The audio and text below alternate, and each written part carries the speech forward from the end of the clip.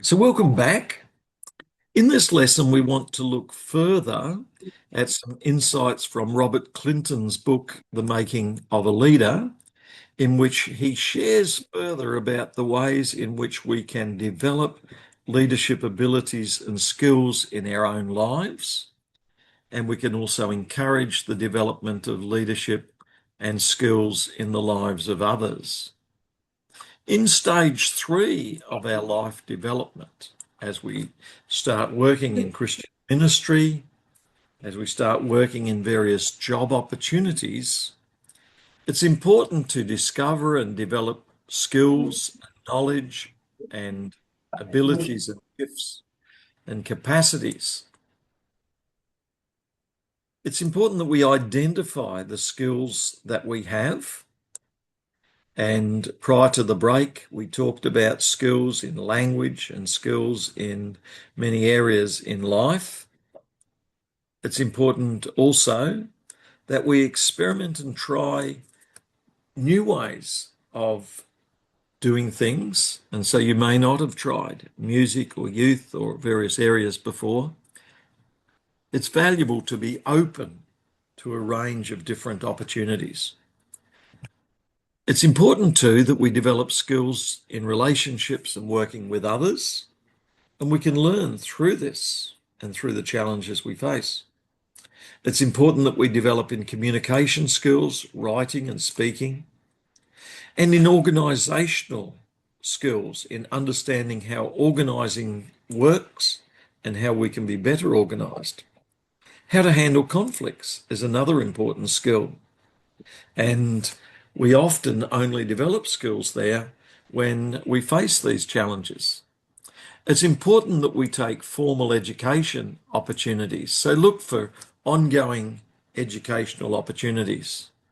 Look for mentors who can teach you, and think too about the ways in which you can clarify the roles that you take on. I know in many of the jobs that I've worked at as a pastor or as a chaplain or other skills, I've had to think more deeply about what is the role that I'm involved as. Often it's not just leading, but it's organizing, it's motivating, it's building team. There's many different roles that a person can be involved in, and it's important that we recognize what we're good at and also what we need other members of the team to do. Leaders will often begin to discover that some things energize us and some things deplete us of energy. Can you write down some of the things that energize you? An extrovert is a person who's energized by working with others. Others and other people energize. But an introvert finds that that drains them and they get energized by solitary work. That is, working just themselves energizes. And so it's important that we recognize the different things that energize us. I find that teaching energizes me, whereas some other things don't energize me as much. And so it's important to understand your makeup and the way God has made you and what energizes you and what drains you of energy. Like the different parts of a body, we are all made differently and we have different abilities. Think about where you are most effective, and this will partly depend on your skills, but a lot also depend on the opportunities around you. So there will be skills that you have to offer, but there'll also be opportunities. And these can vary greatly. Some places may have more opportunities and some may have less opportunities. Think about the areas that you are strong in and that the areas that you struggle in. I used to find some areas I struggled in, I could work on them and develop. And then there's other areas where I might still struggle in, and it's important to identify them. Think about the places and the environments where you fit in best and you do best. We can look at Donald Super, who wrote about vocational development or job development theory. And Donald Super, in his job development theory, described the importance of identifying the areas which you are best suited at. So Donald Super's vocational development theory suggests that our abilities in jobs develop over many, many years. And let's have a look at some of his ideas further. So your abilities in various jobs, including ministry or youth or other areas, aren't going to just suddenly arrive, but they're going to develop over time. So Donald Super, in his book on vocational development, says that the career choices that we make are based on an evolving self-understanding and self-concept. So we grow in our understanding of ourselves over time, and this will shape our understanding of jobs. As I mentioned before, I originally thought I was going to be an electrician or something like that, because that was a job that people near where I lived suggested was available. But as time went on, I realised that there was a bigger range of opportunities, and I began to expand that, and eventually I developed knowledge in science and teaching and science teaching. And then through a wider expanding of my vision, I developed an understanding of pastoral work, being a church leader, and then moved into chaplaincy, being a chaplain, and then moved into teaching Bible and teaching ministry. And so there was a number of stages that developed as my understanding of myself and my abilities changed over the years, from age 10 to 15 to 20 to 25 to 30 and 35. So over the years, self-understanding can change considerably. Super defines 5 primary stages.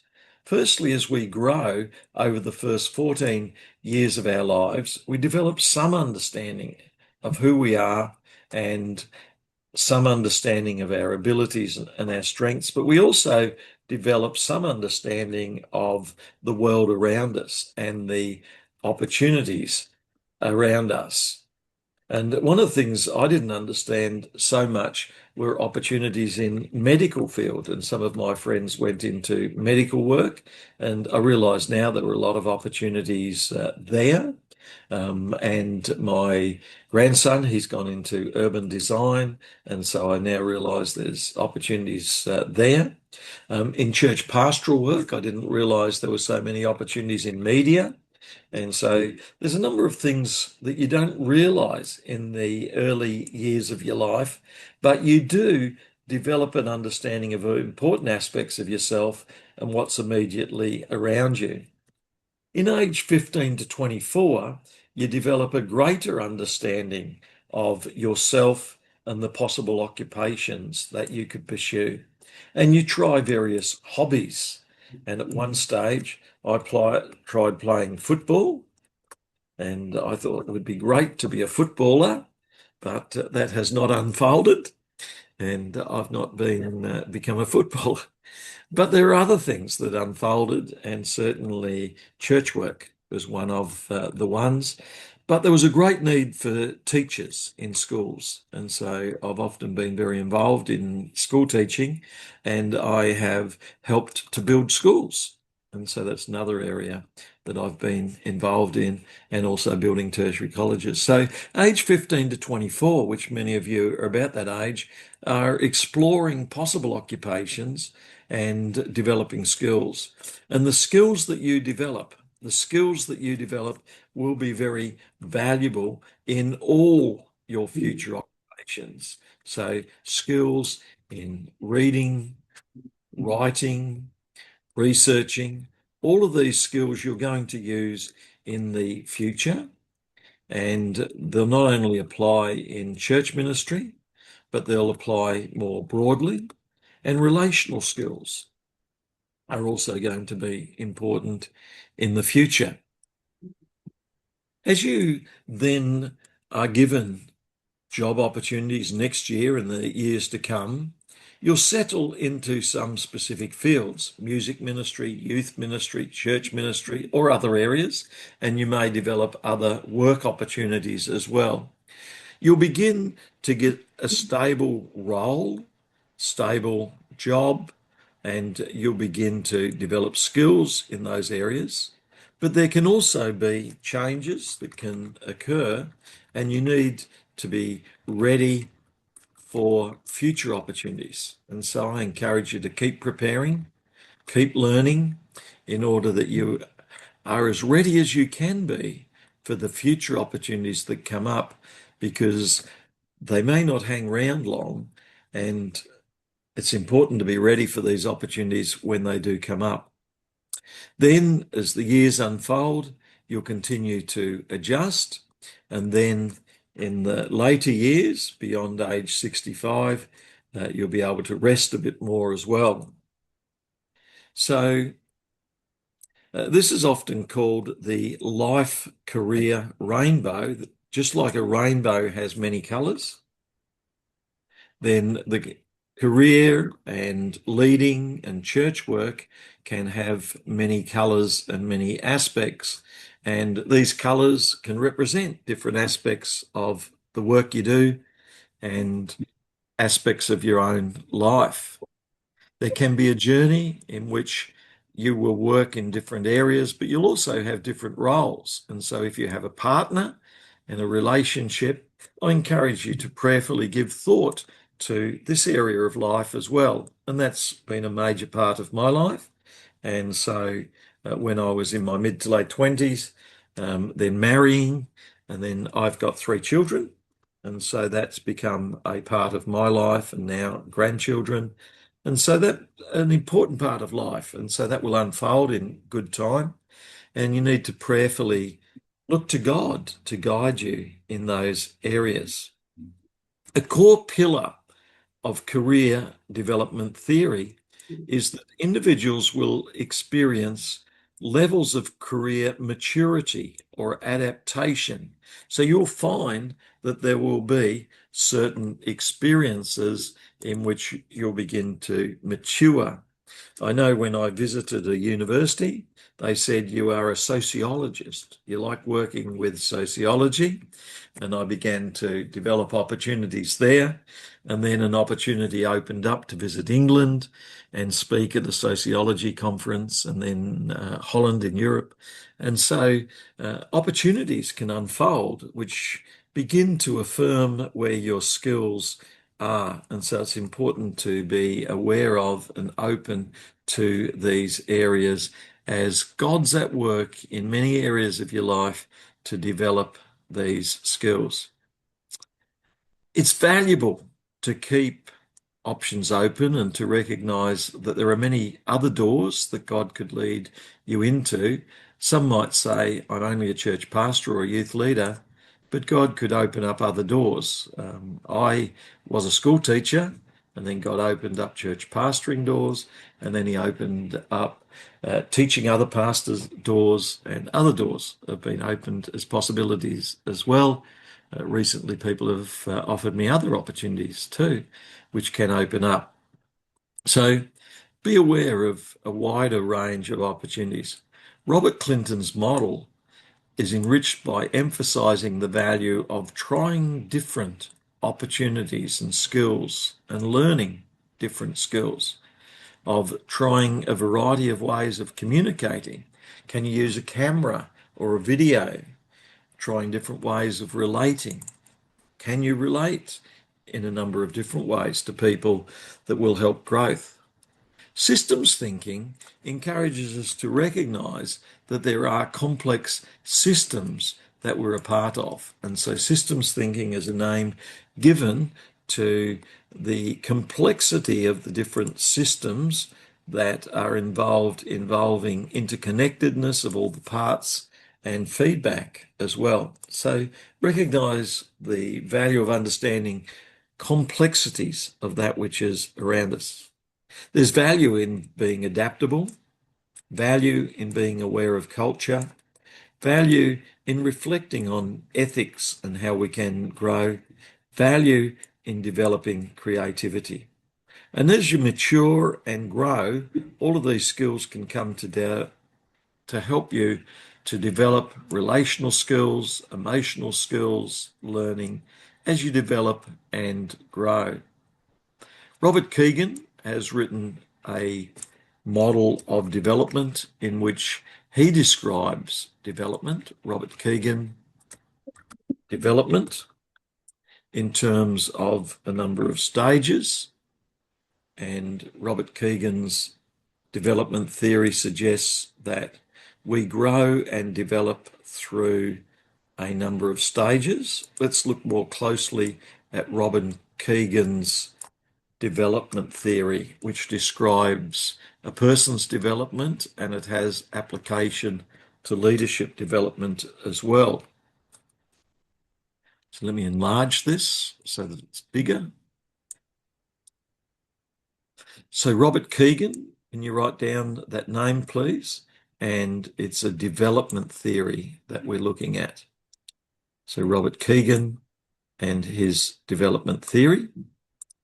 He suggests that our intelligence and thinking is not just about knowledge. That is, there's much more to development and thinking. It's about experience. It's about transformation and growth. It's about making meaning. And so people develop as they understand and make meaning. Growth in a person's life occurs as we move further in our thinking and meaning making and understanding. Firstly, we're often fairly impulsive initially. That is, we think we know a lot. And so you see a 2-year-old who's just a little person, they think they know a lot. You see someone who starts primary school or high school, they're often fairly impulsive. They think they know a lot. If a person starts youth ministry or church, they're often rather impulsive. They think they know a lot. So this impulsive stage is often an initial stage in which we're overconfident. As we grow older or as we work in a job longer, we often begin to develop greater knowledge and skills, and we become a bit more humble. And we also begin to realize we have a wider range of needs and desires. At the same time, as a focus on self can emerge, and this too can be a challenge. In stage 3, we begin to realize more about the needs of others, and this is an important stage. And most of us, as we grow, move into this stage where we recognize the other people around us have expectations and values and views, and they don't all agree, and they don't all agree with ours. Our identity is often tied to the different ways in which we relate, and we realize we can get on with one group of people because we relate well to them. We can get on with another group of people because we agree more with them. And so we gain a greater understanding of our place amongst the other people and the other ideas that are there. But at the same time, we recognize that there are other groups and other people who are quite different to us. And so it's important that we work out ways to get on with different people, different groups, different views. And that's part of the maturing process, is to develop skills in working on with people who are different to us in terms of their views and in terms of who they are. And then as we become more and more mature in our thinking and we have greater knowledge, we can again find fresh expression of what we understand to be true and we are confident about. And this is a more mature stage as we begin to author what we see as important, as we begin to communicate what we see as important. And this is a more mature stage that is described here in this model. So Kegan's model and framework is very useful, for again understanding the change that takes place as people grow and they become older.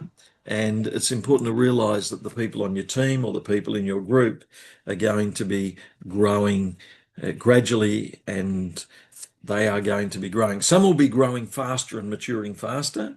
Some will be growing slower and won't be maturing as fast. And we need to work with different people at different stages.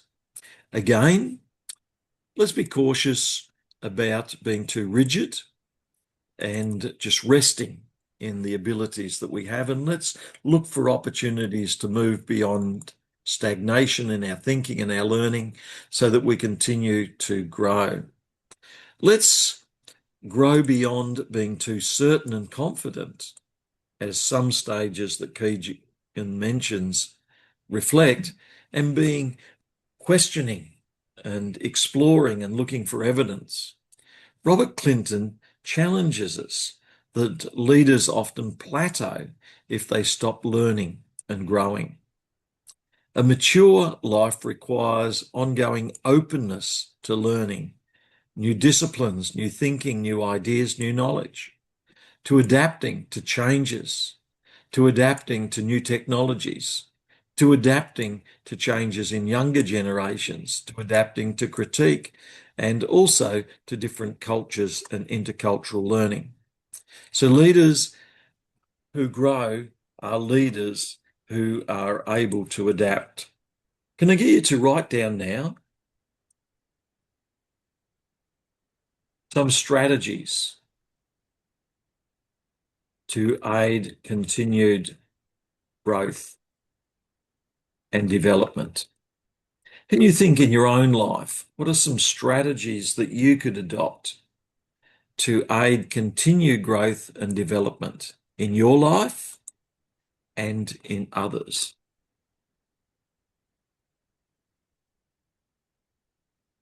What could you do to aid continued development in your life and in others?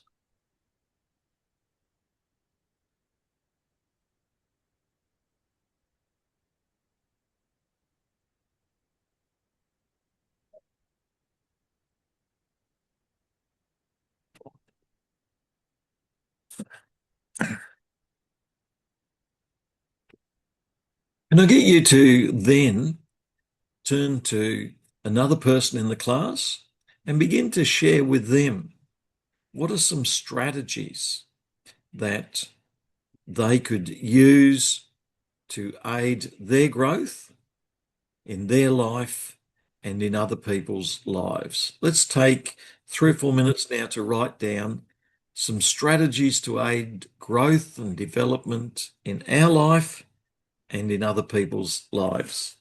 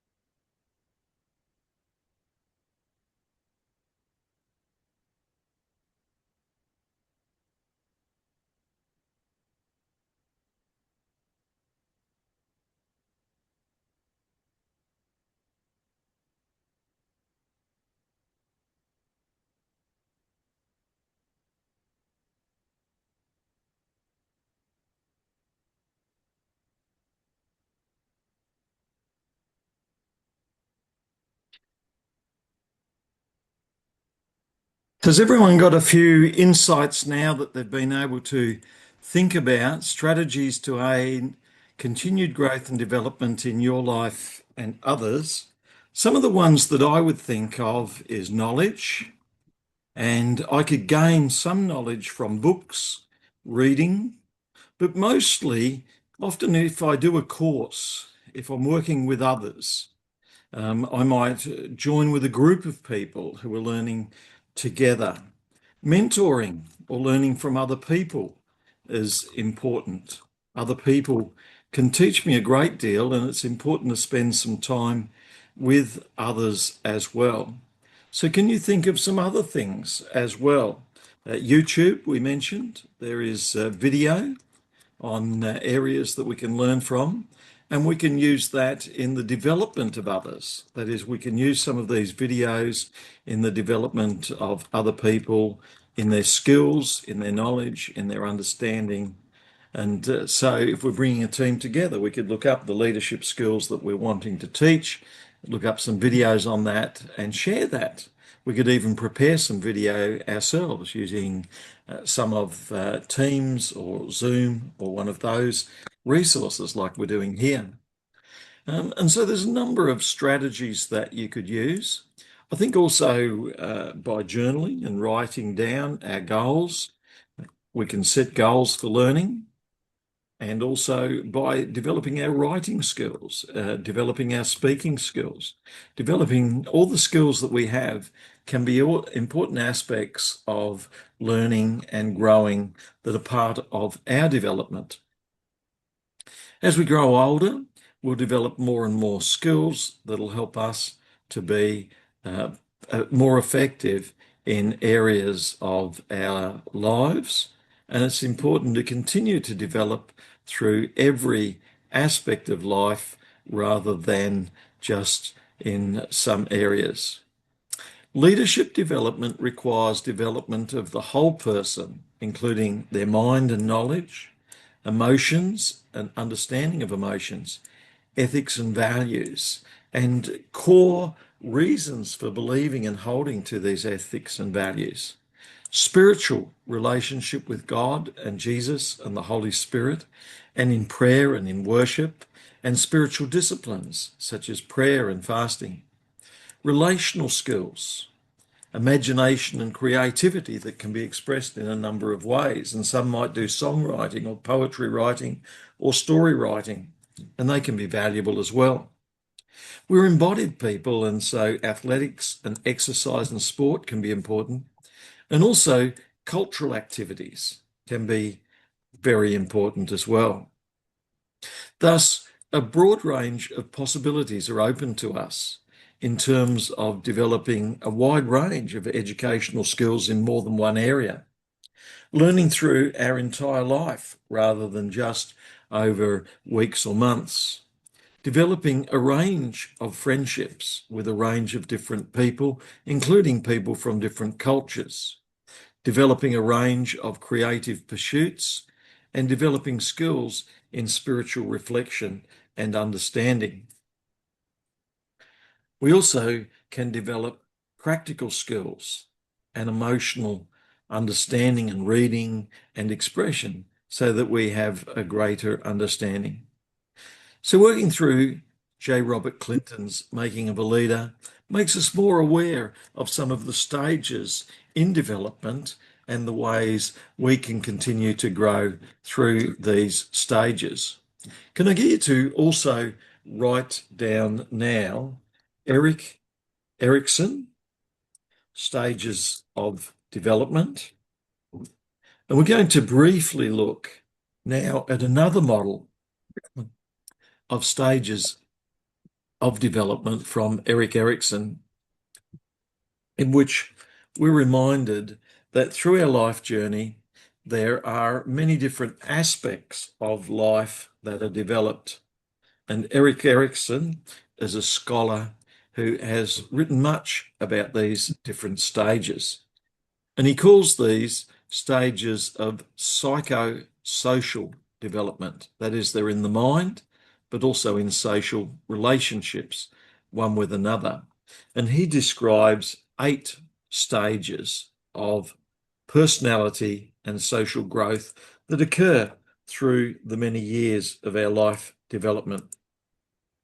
When we're youngest, we're challenged with who and what do we trust and who and what do we not trust so much.